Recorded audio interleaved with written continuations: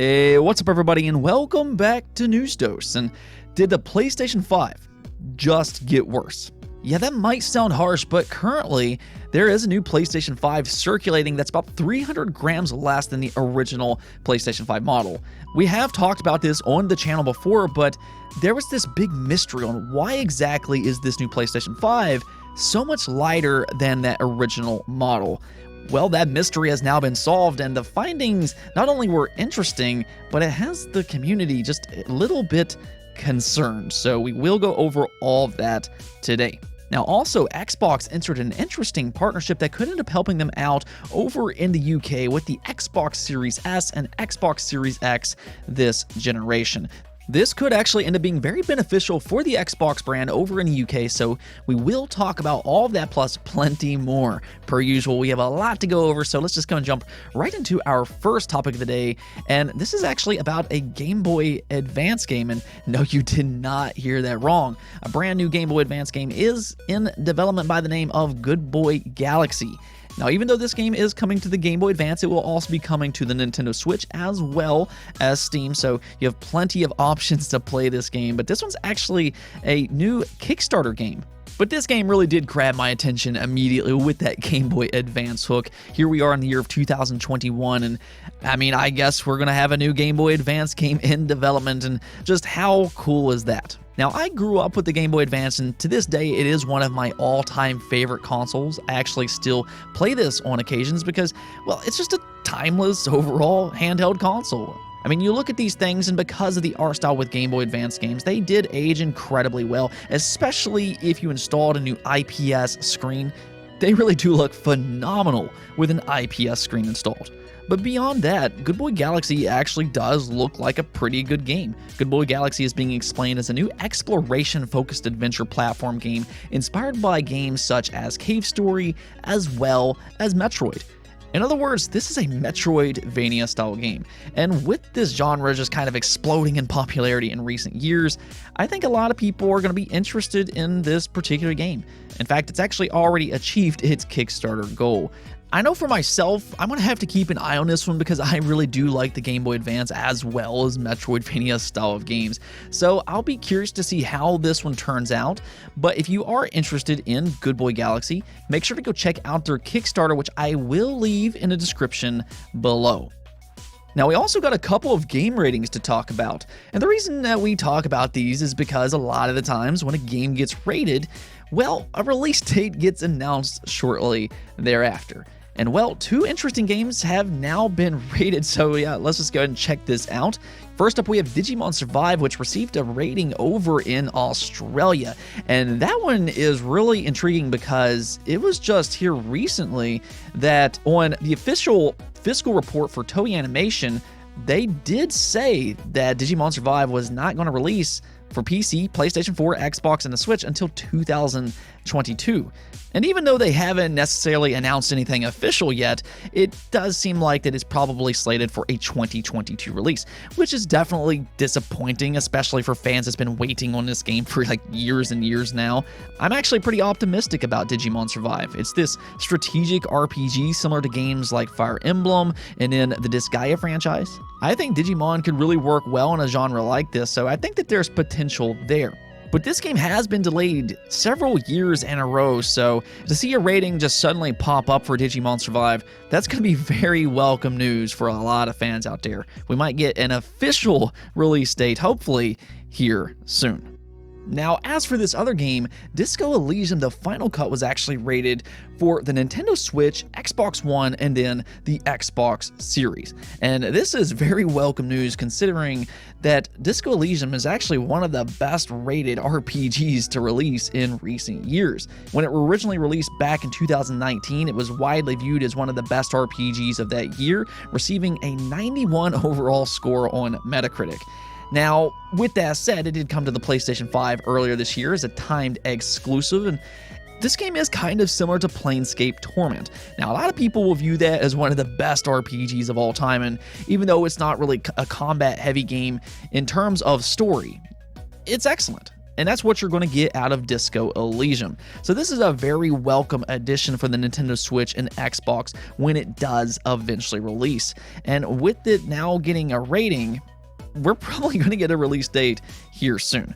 Now, we can kind of speculate as to when an announcement for this game will come, and well, there is a rumor, and this is just a rumor, so don't take this too serious or anything, but there is a rumor that a Nintendo Direct will take place sometime in September, and this would be a pretty cool announcement for the Nintendo Switch over at a new Nintendo Direct. I mean, I'm just kind of putting 2 and 2 here together. I'm not saying a Nintendo Direct is coming or anything, but yeah, I'm going to cross my fingers for that at the very least. Again, though, even though Disco Elysium is a little bit more niche on consoles, it's still an excellent RPG and something that I would highly recommend checking out. Let's go and talk about the PlayStation 5, as fans have grown very concerned about this newer PlayStation 5 model that has hit the market.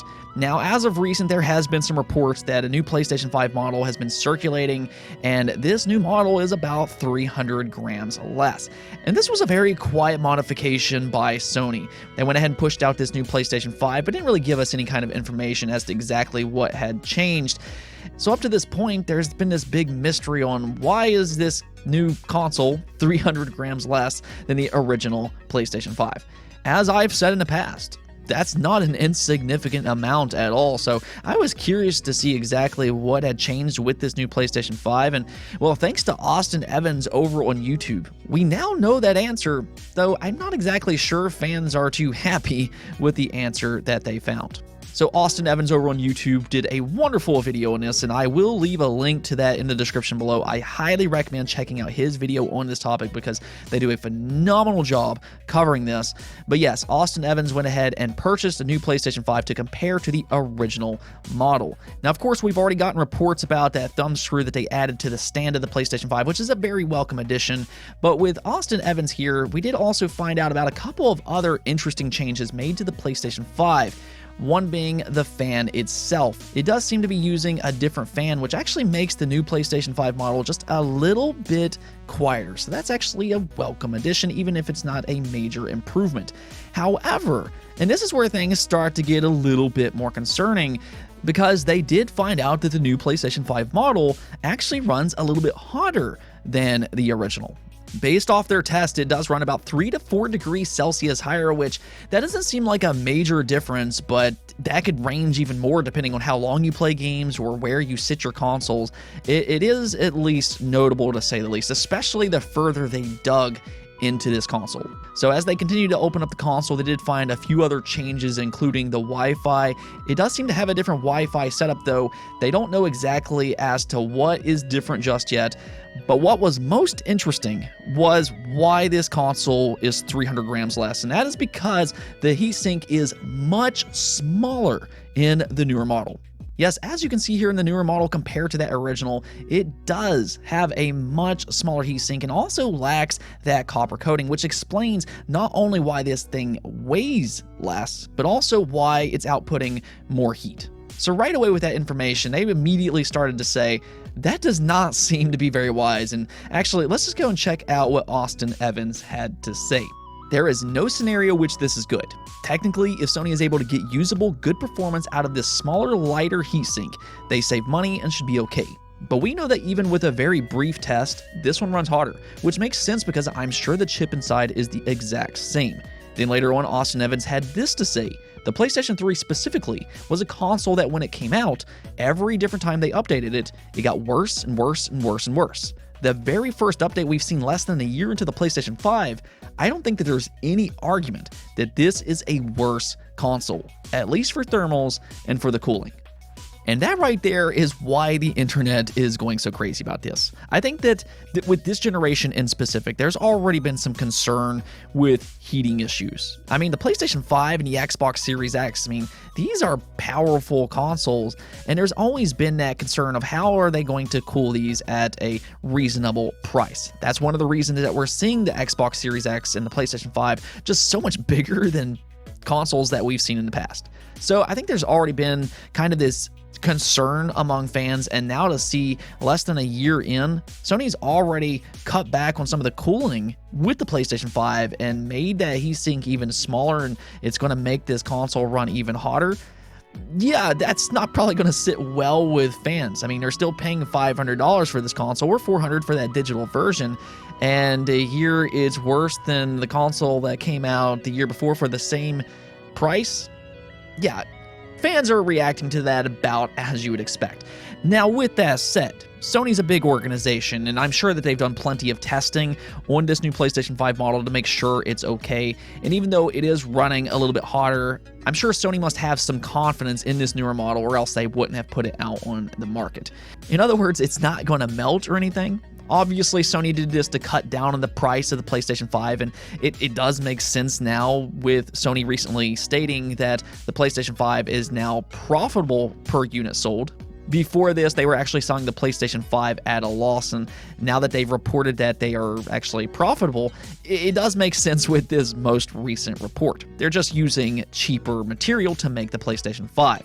So obviously this is a very good thing for Sony themselves. But from a fan's perspective, hearing that the newer model is a little bit worse than the original, even if it's not like something major, from a fan's perspective, that's never going to be ideal. You're paying $500, so you want to get the most out of that $500 that you spent. And sitting here today, because the original model does a better job at cooling the PlayStation 5, I'm sure a lot of fans would rather have that original model, considering that they were sold at the same exact price. I know for a lot of people, they're going to feel more confident in that original model and the longevity of that console because it just does a better job at cooling the PlayStation 5. But at the end of the day, as long as Sony can get good performance out of these consoles, as long as Sony doesn't have major failure problems, it should be okay. As a fan, it might not be exactly what you want to hear per se, and it would be interesting to compare failure rates of this newer model compared to older ones in a couple years from now, to just kind of see if there is any kind of difference in the longevity of these two consoles. With that said, I don't think that there's going to be a major increase in failure rate or anything like that. Next up, let's talk about Xbox for a moment, as they entered in an interesting partnership with the Football Association to become the official gaming partner of the England national teams. This includes the Lionesses, E-Lions, and the Three Lions, as well as Wembley Stadium connected by EE and St. George's Park.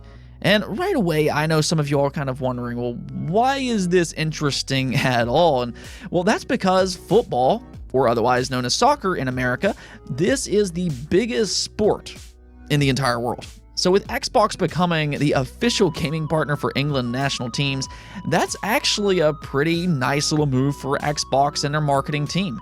This is actually a good way to market the Xbox Series and the Xbox Series X, or Xbox Game Pass for that matter, over in the UK. Typically in the past, Xbox has done well in the UK, but it is really nice to see them be competitive here and try to really push the Xbox this generation. Obviously, PlayStation is really strong in the UK as well, so with a move like this, it will help the Xbox Series just be a little bit more competitive this generation. This is definitely going to be a country that both fight over throughout this generation. And as a fan, that's exactly what I want to see. I want to see PlayStation push Xbox, and I want Xbox to push PlayStation, because I truly do believe this, but competition breeds excellence. And so yeah, I like to see Xbox be competitive in places like this. And really, I would say Xbox needs to do more of this throughout the entire world. We are seeing this generation with Japan. They have kind of picked it up this generation. The Xbox Series is doing much better over in Japan than what they did with the Xbox One. And in fact, it might have already outsold the Xbox One by the end of this year, which is just crazy to think about. But yeah, this is definitely a nice little move that Xbox is making in terms of marketing. Now, we do have one last topic to go over here just real quick, and I will make this one brief, and that one is for Dead Space. Yeah, I know a lot of you all are really excited about that Dead Space remake, and it reportedly will be out sometime in 2022, according to Jeff Grubb over on VentureBeat. That's a little earlier than what some of us was expecting, considering it sounded like it was a little bit further out, and we hadn't seen gameplay of this game yet. But, well, we actually got some news on that Dead Space remake, because it looks like Motive Studio are actually going to be bringing you in for a very early look at the development of Dead Space. In fact, this will be taking place tomorrow at 10 a.m. Pacific time or 1 p.m. Eastern time.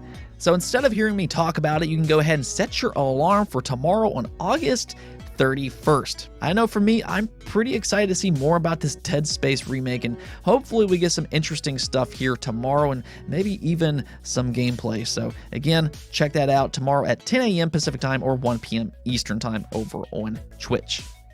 And on to the poll of the day. Last week we talked about how Nintendo shut down a promising fan-made project, and this one was for Prime 2D. This is actually a Metroid Prime remake in 2D. It looks absolutely gorgeous, and this one definitely had some potential, but they went ahead and decided to release a demo earlier this year, and well, Nintendo being Nintendo, as soon as they caught wind of this, yeah, they shut it down. This is something that Nintendo does when they hear about these fan-made projects, and for some people, they seem to be okay with that, while others, not so much. So I asked you all, do you think Nintendo should shut down promising fan-made games using their popular franchises? Obviously, there's a legal issue here, and Nintendo has every right to protect their IP, so this is kind of where this topic can get a little heated sometime, and I wanted to know your all's thoughts, and well, 73% of you said no. Interestingly enough, though, even though the 19% is definitely in the minority here, when I look through the comments, you do see a lot more people be vocal about why Nintendo should shut down these fan-made games. So I found that to particularly be very interesting here, but I think there's some good points made on both sides. Obviously, Nintendo has every right to shut down these projects, and if somebody is making a fan-made project and they're trying to sell it, then yeah, Nintendo should probably shut that project down. But at the same time, from a fan's perspective, when a promising project comes out like Prime 2D, they want to be able to see this game get finished so they can play it themselves. It's something that fans dream of, and here you have a game with a lot of potential. They want to see it completed. So I think from a fan's perspective, it's just disappointing when you see Nintendo shut down projects like this. And that's kind of what I said last week when it came to this particular game. If I was Nintendo, I would actually be talking to this group about giving them the proper resources to complete this game and then sell it on the Nintendo eShop. I mean, if it's done right, then Nintendo could have actually made some money off of this. And actually, speaking of that, I mean, you take a look at Sonic Mania as an example. Sega actually had some of their biggest fans create a Sonic game, and look at that game. It turned out to be one of the best Sonic games in years, and Sega was praised for allowing fans to make a game like that. As Latech pointed out, you also have Black Mesa, which is a Half-Life remake, and that turned out to be a good community-created game. So you definitely have some good official fan-made projects out there. So when I look at things like that, I do kind of wish Nintendo would fund a fan-made project like this, but at the same time, I know that there's just so many fan-made projects out there, and if you set a precedent like that, then it could become problematic in the future. So I understand things like that, but regardless, I hope the fans that worked on Prime 2D got some recognition and maybe get picked up by different studios out there. We did see that with Metroid AM2R. That was a great Metroid fan-made project. And, well, Moon Studios, the developers on the Ori franchise, actually picked up the Metroid AM2R guy. So these fan-made projects are actually a good way to get yourself a job, and I think that they did know as soon as they released that Prime 2D demo, I think they knew that it was going to get shut down by Nintendo. I guess it is what it is. Anyways though, that's it for this episode, but if you liked the video, don't forget to hit the notification and subscribe button for more content just like this. Also, if you'd like to support the channel through Patreon, thank you for making this content possible. Peace out.